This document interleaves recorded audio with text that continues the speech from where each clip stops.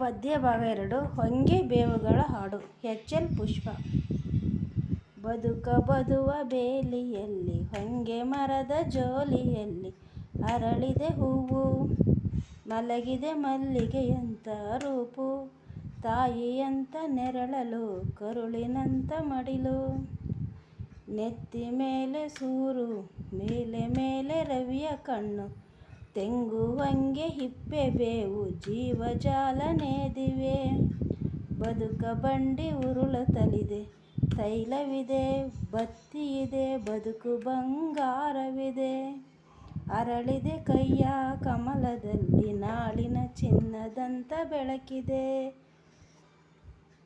ಹೊಳೆಯ ದಂಡೆಯ ಸಾಲಿನಲ್ಲಿ ರಾಜ್ಯ ಹುಟ್ಟಿ ರಾಜ್ಯ ಉರುಳಿ ಸಾಗಿ ಸಾಗಿ, ಶತಶತಮಾನಗಳ ನೇಗಿಲ ಯೋಗಿ ಸಾಗಿ ಸಾಗಿ, ಅದೇ ಸಂತೆ ಅದೇ ಜಾತ್ರೆ ಗೊಬ್ಬರದ ಹಾಡು ಹೊಮ್ಮಿದೆ,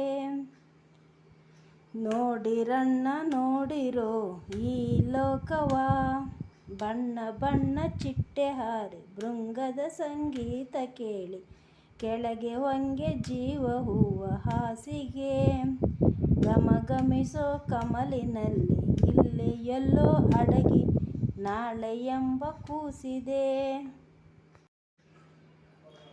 ಅಲ್ಲಿ ಅದೋ ನಗರವಣ್ಣ ಎಲ್ಲ ತಿಂದು ತೇಗಿದೆ, ಬೆನ್ನ ಹಿಂದೆ ಉಳಿದುದೇನು ಬಗೆ ಬಗೆಯ ಕಾರೇನು, ಪಟ ಪಟ ಮೋಟಾರೇನು, ಅಲ್ಲಿ ಮೇಲೆ ಲೋಹದ ಅಕ್ಕಿಯ ಹಾರಾಟವೇನು, ಜೀವದ ಇಂಧನ ತೀರುತ್ತಲಿದೆ, ಬದುಕು ನಾಳೆ ಎಂತೋ ಏನೋ ಯಾಕೋ ಅಳಲು ಕಾಡಿದೆ, ಹಾರೋ ಹಕ್ಕಿ ಹಸಿರು ತೀರುತ್ತಲಿದೆ, ಯಾಕೋ ಏನೋ ಯಾಕೋ ನಾಳಿನ ತೈಲ ಕಾಡಿದೆ, ತೀರಿದರೂ ಜೀವ ತೈಲ ಬೇಡವಣ್ಣ ಅಳಲು, ಇಲ್ಲೇ ಇಲ್ಲೇ ಇಲ್ಲೇ ಇದೆ ಹೊಂಗೆ ಸಿಪ್ಪೆ ಒಡಲಲ್ಲಿ ತೈಲ ಜಿನುಗಿದೆ, ಒಡಲಲ್ಲೇ ಅಡಗಿ ಭ್ರೂಣವಾಗಿದೆ, ನವಮಾಸ ತುಂಬಲಿ ಎಲ್ಲ ಮರದ ಜೀವ ತೈಲ ತೆವಳಿ ಬರಲಿ, ನಾಳಿನ ಲೋಕದ ತೈಲಧಾರೆ ಹರಿದು ಹರಿದು ಸೇರಲಿ, ತೆಂಗು ತಾರೆಗಳ ನಾಡಿನಲ್ಲಿ ಬೆವರ ಹನಿಯ ಸಾಲಿಯಲ್ಲಿ ಜೀವಾಮೃತ ಒಡಗಿದೆ, ಜೀವ ಹಿಂಡಿ ಒಡಲ ಹಿಂಡಿ ತೈಲಧಾರೆ ಹೊಮ್ಮಿ ಬರಲಿ, ಹೊಂಗೆ ಹಿಪ್ಪೆ ಜೀವ ಮೇಳ ನಡೆಯಲಿ, ನಾಳೆ ಎಂಬ ಚಪ್ಪರದ ಕೆಳಗೆ ಮನುಕುಲದ ಮೊಳಕೆ ಒಡೆಯಲಿ, ಭವ್ಯ ಬದುಕು ಅರಳಲಿ.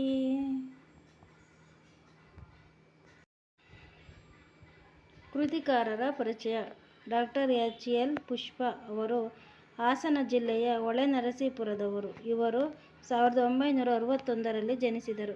ಕನ್ನಡದಲ್ಲಿ MA ಹಾಗೂ PhD ಪದವಿಯನ್ನು ಪಡೆದಿದ್ದಾರೆ. ಇವರ ಪ್ರಮುಖ ಕೃತಿಗಳೆಂದರೆ ಅಮೃತಮತಿಯ ಸ್ವಗತ, ಗಾಜುಗೋಳ, ಕನ್ನಡ ನಾಟಕಗಳಲ್ಲಿ ಮೈ ಮನಸ್ಸುಗಳ ಸಂಬಂಧ ಇತ್ಯಾದಿ. ಇವರಿಗೆ ಉದಯ ಭಾರತಿ ರಾಷ್ಟ್ರೀಯ ಪುರಸ್ಕಾರ, ಕಡಂಗೋಡ್ಲು ಶಂಕರಭಟ್ಟ ಪ್ರಶಸ್ತಿ, ಕೂತಿನ ಕಾವ್ಯ ಪುರಸ್ಕಾರಗಳು ಲಭಿಸಿವೆ. ಪ್ರಸ್ತುತ ಕವನವನ್ನು ಜೀವ ಸರಪಳಿಯ ಗೂಡು ಸಂಗ್ರಹ ಕೃತಿಯಿಂದ ಆರಿಸಲಾಗಿದೆ.